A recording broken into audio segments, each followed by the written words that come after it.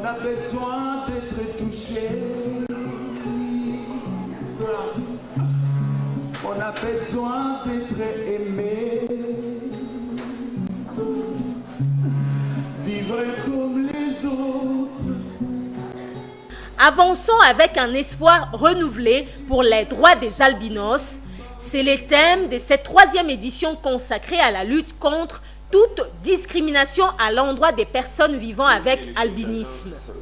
Pour cette 3e édition, comme à chaque célébration, le Bureau conjoint des Nations Unies aux droits de l'homme s'est joint au ministère des Affaires sociales ainsi que celle des droits humains et aux ONG de défense des droits des personnes atteintes d'albinisme pour interpeller toute la communauté sur la situation des personnes atteintes d'albinisme, non seulement en République démocratique du Congo, mais aussi en Afrique.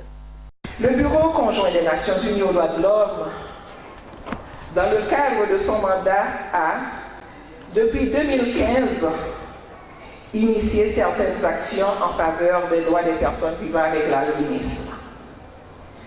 Ces initiatives vont du renforcement des capacités des droits de l'homme, des droits des albinos, à la production de matériel audiovisuel de promotion de leurs droits.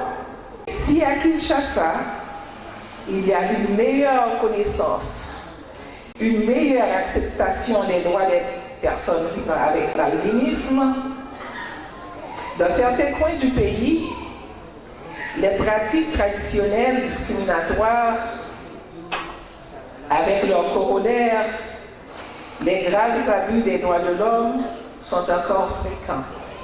Cette 3e édition de la Journée internationale de sensibilisation à l'albinisme, qui est célébrée aujourd'hui, offre encore une fois l'occasion de lancer une vaste campagne nationale pour sensibiliser la population congolaise tout entière sur le droit à la non-discrimination des albinos. Car la négation de ce droit non seulement les empêche de profiter pleinement à égalité avec les autres Congolais de tous leurs droits humains, mais également prive l'État congolais du bénéfice des potentialités que regorge cette communauté de citoyens congolais.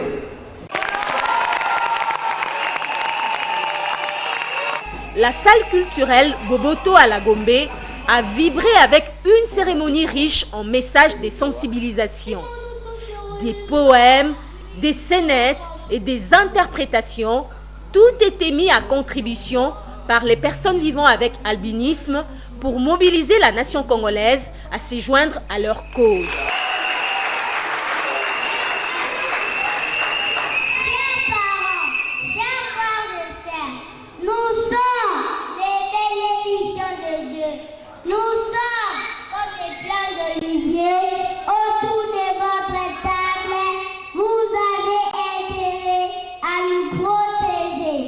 Une cause que toutes les organisations de la société civile ont décidé de faire sienne en vue de promouvoir les valeurs des personnes encore marginalisées, mais également primées symboliquement par des diplômes de mérite, tous ceux qui ont milité dans la défense des droits des personnes vivant avec albinisme.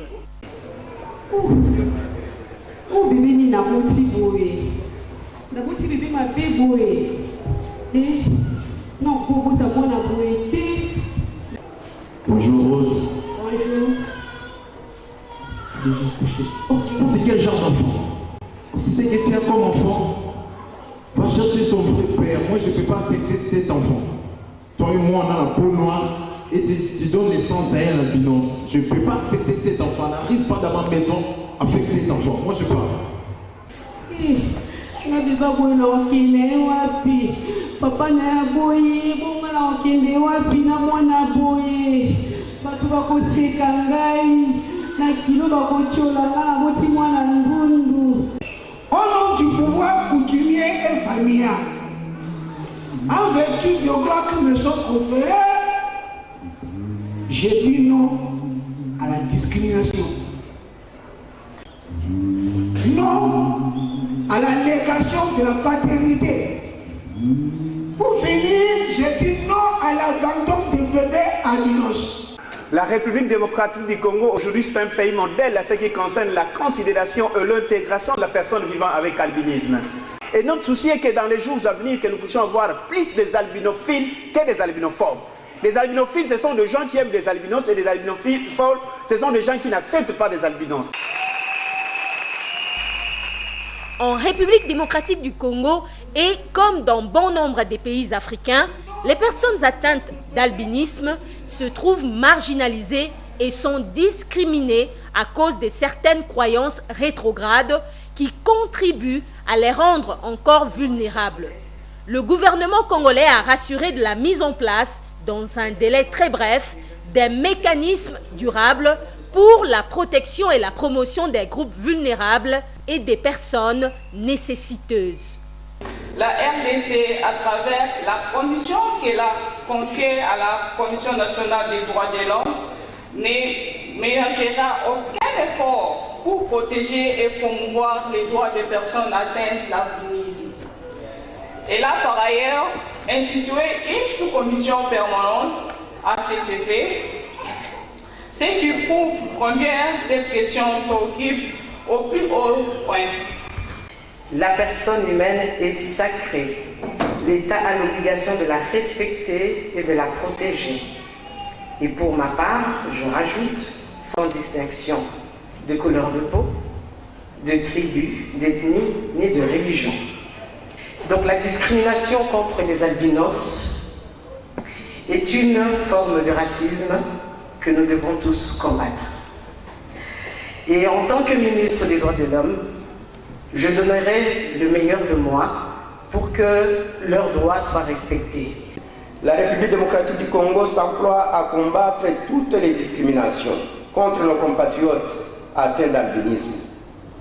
Le gouvernement de la République est déjà avancé dans la mise en place des mécanismes durables pour la protection et la promotion des droits des groupes vulnérables et des personnes nécessiteuses. Dans le cadre des activités de sensibilisation à l'albinisme lancées durant tout le mois de juin 2017 par la Fondation Mwimba Texas, ces personnes vulnérables attendent pour leur part des actions concrètes de la part des autorités gouvernementales pour lutter contre tout acte discriminatoire porté à leur égard. Un albino, c'est un être vivant, il mérite votre amour, il mérite votre attachement. Nous attendons l'appui du gouvernement aux institutions et structures d'accompagnement des albinos.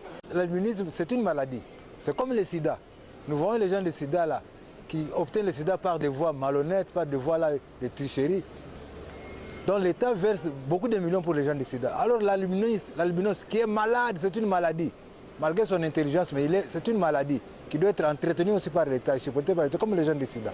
Je crois que nous sommes arrivés à un moment où nous ne devons plus mettre en exergue les difficultés, les problèmes que subissent les albinos.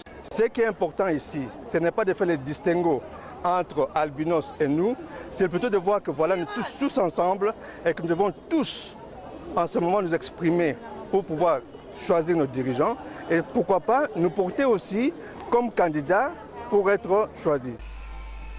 C'est le 26 juin 2014 que la résolution 2610 du Conseil des droits de l'homme de l'ONU avait recommandé à l'Assemblée générale des Nations unies de proclamer le 13 juin la journée internationale de sensibilisation à l'albinisme et a invité tous les États membres ainsi que la société civile à la célébrer.